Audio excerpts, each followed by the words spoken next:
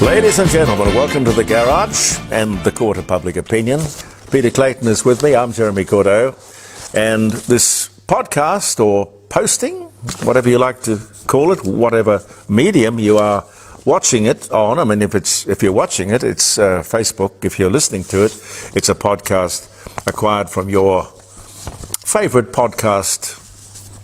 What is he, a retailer or applicator? Platform. Okay. Oh dear. I'll get the lingo one of these days.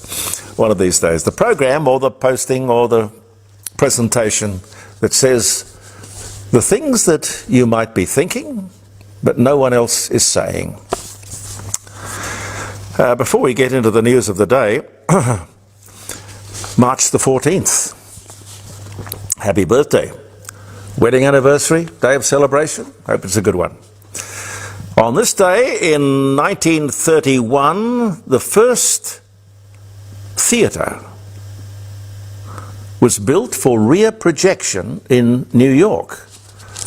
Because they had movie theatres with the bio box, the projection box at the back, projecting on the front. I wonder why they came up with a rear screen projector.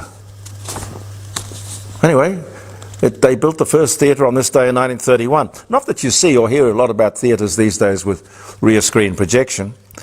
Billy Crystal, the American actor, writer and producer. City Slickers, that was good. When Harry Met Sally.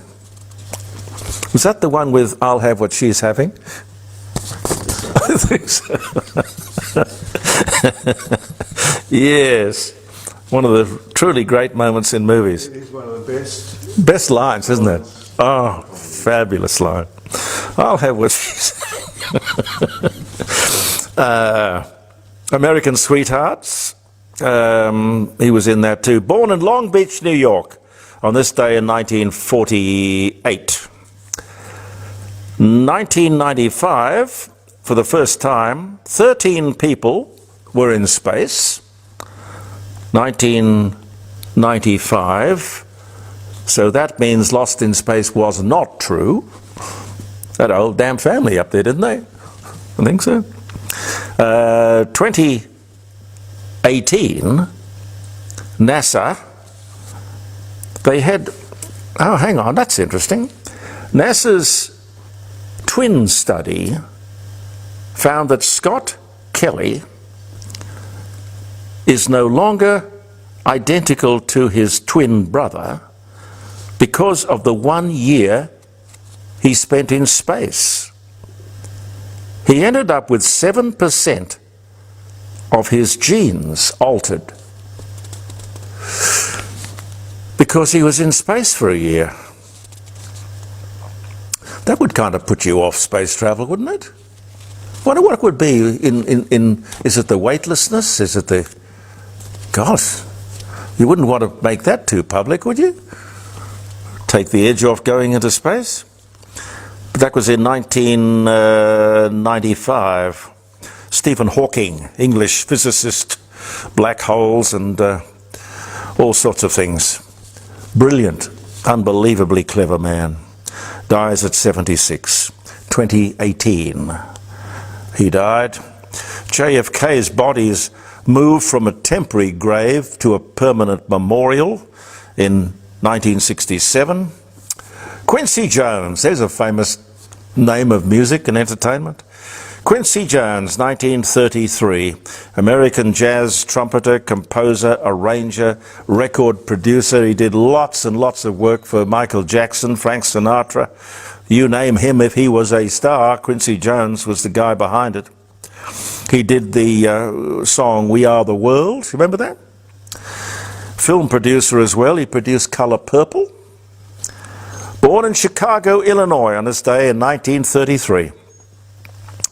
Albert Einstein, German-born theoretical physicist, famous for his theory of relativity, and E equals mc squared and all of that, won the Nobel Prize for physics in 1921. He was born in Germany. He died in 1955, but can you imagine if Adolf Hitler hadn't picked on the Jews and he escaped from Europe in 1939 1933, I think. Went to America as a refugee. Welcomed with open arms, as you could imagine. You don't find too many Nobel Prize winners on the run looking for a home. They won't have to look for too long. But can you imagine, Hitler would have had the atomic bomb if he hadn't gone around picking on Jews. George Eastman, the American inventor of Kodak cameras and the founder of Kodak Eastman, the company, dies. He shot himself. Shot himself in the heart. He was 77.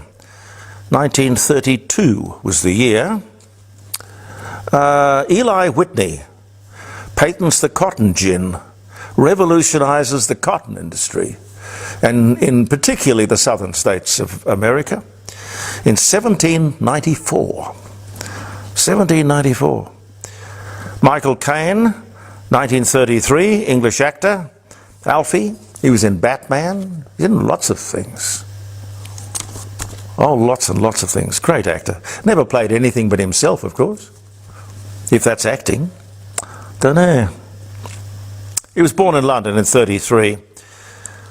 The world's oldest golf club, Muirfield in Scotland. In 2017, votes to admit women for the first time in 273 years. Oh dear. Why would you preclude 50% of the population, I wonder? Very silly. And Peter Graves, 2010, American actor, Mission Impossible, Airplane, Stalag 17, and lots of other movies as well. He dies of a heart attack. He was 83. You know, he was James Arness' brother? They were brothers. James Arness, who was in Gunsmoke. I don't think James Arness ever made any movies, but he certainly made his name in television. Anyway, some of the things for which I remember the day. I'm losing my voice. Excuse me. We were talking about that wonderful letter that Jacinta Price wrote to Peter Clayton. You never told me why she wrote to you, Peter. I don't know why she did. Well, Peter doesn't even know why she sent him the letter, but there it was. Lots of interesting response. I remember clearly having Ernie Dingo on my program years ago, and he was telling me he couldn't believe how the joke he started when he, in one of his stand-up comic routines, comic shows, he did a welcome to country, you know, the original owners sort of thing. He couldn't believe that it caught on the way it did, and in such a few short years. But it is absolutely everywhere. It's endemic. He couldn't believe it. But I don't think it's funny anymore. We're all Australians. The country belongs to all of us. The only land we own is the land we buy. No one comes into the world with a birthright to have land. Aboriginals have a particular position where they have exercised their rights and have ended up with ownership or, what can I call it, legal title to 51%, a bit over 51% of the land mass of Australia. Most people don't know that. It's a lot of land, my golly. Now, if you go to New South Wales Art Gallery website, this is just outrageous, I think. You go to the New South Wales Art Gallery website, you actually have to press a button accepting the fact that you acknowledge Aboriginal ownership, or you cannot proceed. You know, proceed online, I mean. They'd wait a long time for me to press that button, I tell you. I don't think any Australian should be asked to do that. The Art Gallery of New South Wales is owned by the taxpayers, owned by all the citizens of that state, or you could argue the entire country. No one else. No one has any special rights or privileges. particularly not based on the colour of one's skin. Now that, as Jacinta Price was saying in that letter that I read you yesterday, is racism. Pure and simple. Here's an interesting one. The state government in South Australia wants to make language gender neutral. You know, no more chairman, no more ladies and gentlemen, no more his and hers. I suppose no more boys and girls. Gender neutral. Why? How many people involved in Parliament, because they're talking about the rules governing what is said and done within those four rather plush, luxurious walls, how many people involved in Parliament are, what can I say, on the spectrum or gender confused? And indeed, if you are doing this in consideration of the entire population, you're changing the language that you use in our House of Parliament to placate, if placate is the right word. I don't even know if you've been lobbied by anyone to do this, but it happens to be 0.001% of the population. Some sort of weird tokenism or sexism or just plain insanity. Don't you have more important things to worry about, I wonder?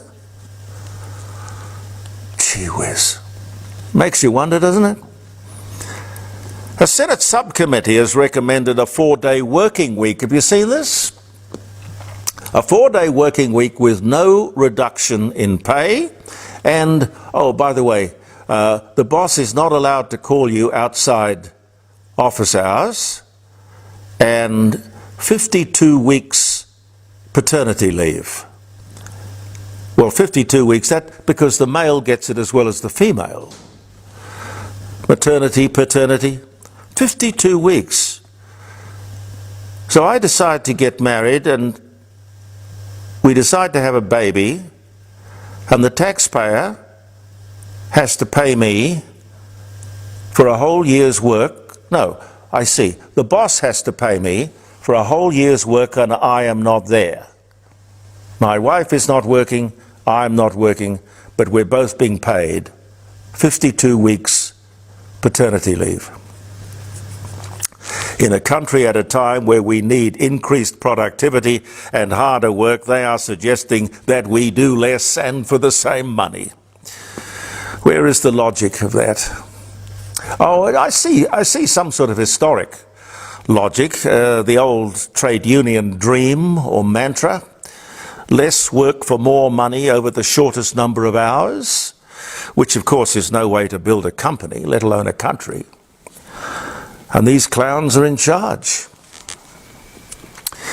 We talked about International Women's Day last week, and I saw over the weekend they had various events.